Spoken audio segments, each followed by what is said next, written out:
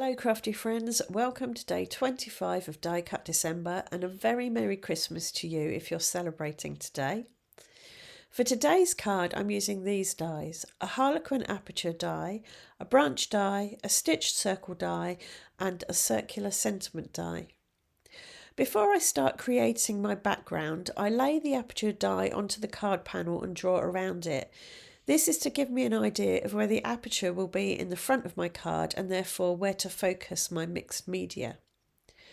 To start my mixed media process, I prep my card with corn flour and then stamp using embossing ink. My plan is to emboss on some cursive text in white and then blend some pink ink over the top. The text isn't meant to be readable through the aperture, it's just there to add some visual texture. And I did think about using clear embossing powder, but my embossing ink pad is quite dirty, and when I stamp it you can see that the embossing ink is tinted grey, and this would show through clear powder. Instead, I use white embossing powder to cover up the grey tint. You can see that my white embossing powder is more of a creamy colour, which I don't actually mind. But if you know of any really good white detail embossing powders, then do let me know in the comments because I'd like to try something new. And here comes the magical melting bit.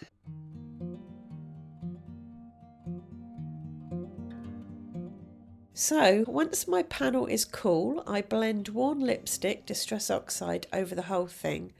I'm not looking for a perfect blend. In fact, the splotchier the better for this project. I do bring my aperture die back in a couple of times to see what the background will look like through the holes in my front panel, and then I add more ink in the areas where I think it needs it. After the blending, I use a microfiber cloth to wipe the pink ink off of the white embossing, which shows up really nicely. Then I splatter on some water and lift off the reactivated ink with paper towel. I really love this technique, honestly it never fails to bring me joy. To dry my panel I use my hairdryer because it's cooler and gentler than my heat tool, so it won't melt the embossing powder again. Even though there's already lots of texture on my panel, I pop it in a spotty embossing folder and run it through my Cuttlebug.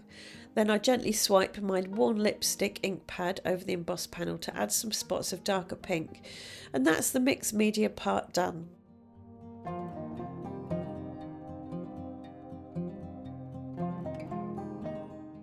Now onto the die cutting.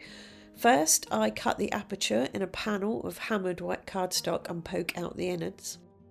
Next I choose which part of my pink background I want to show through the aperture.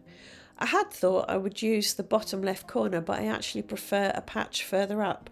So I draw a pencil line and use my guillotine to chop off the bit below it. Now that I know which bit of my background would be covered by the panel, I cut my sentiment circle out of a part that won't be visible. I want this card to be monochromatic, just pink and white, which is one way of keeping it clean and simple. To complete the sentiment, I glue the pink circle onto a small stitched circle of hammered white cardstock and set it aside to dry. And now it's time to put my card front together, and I use foam tape between the pink background and the white panel. To stop the panel from flopping in the middle, I add little pieces of foam behind some of the diamonds. Because I cut down the pink panel, I also have to add some extra bits of card to the back to keep everything level.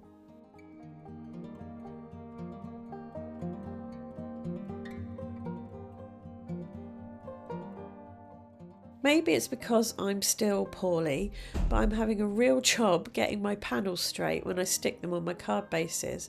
So today I decide to use liquid glue instead of tape, just so I can wiggle the panel around until it looks right.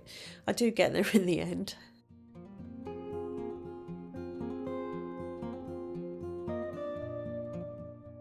For my focal point, I'm adding some delicate branches which I cut out of white card and vellum.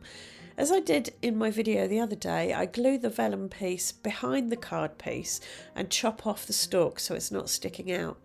Then I glue this to the front of the card over the aperture. I think the vellum really does add a lovely softness.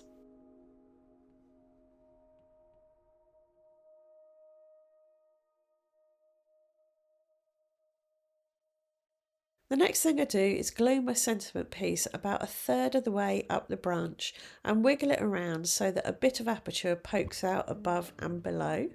And finally, I add Nuvo drops to every leaf on the white cardstock branch to give them a touch of gloss and even more dimension. I think they look a bit like berries.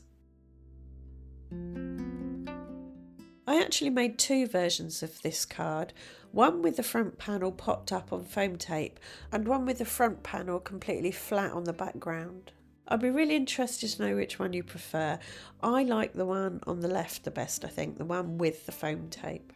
And that's it. Day 25 of Die Cut December is finished. I really appreciate you taking the time to watch this video today, and I hope to see you back here for day 26 tomorrow.